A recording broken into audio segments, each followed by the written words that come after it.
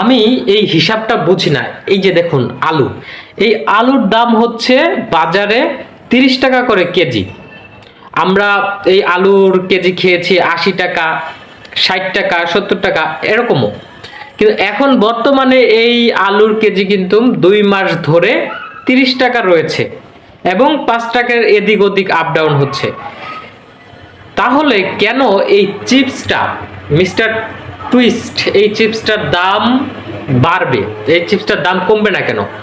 আমরা সর্বপ্রথম যখন খেয়েছিলাম তখন এই চিপসটার দাম ছিল 12 টাকা, তারপরে এই চিপসটার দাম হচ্ছে 15 টাকা, তারপরে দাম বেড়ে যাওয়ার কারণে র মেটেরিয়ালসের দাম বেড়ে যাওয়ার কারণে এটার দাম 20 টাকা করা হলো, এখন এটার দাম করা হলো 25 টাকা।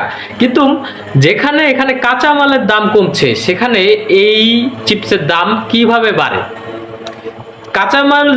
কাঁচামাল দিয়েই তো এই মিস্টার টুইস্টটা বানানো হয়। যখন এই মিস্টার টুইস্টটা কাঁচামাল দিয়ে বানানো হয়, কাঁচামালের দাম কম, তাহলে অবশ্যই কমবে। কিন্তু এখানে কমছে না, বাড়ছে। এটা কোন ধরনের হিসাব, কোন লজিকে মিলাবেন আপনি? আপনি একটু চিন্তা করুন।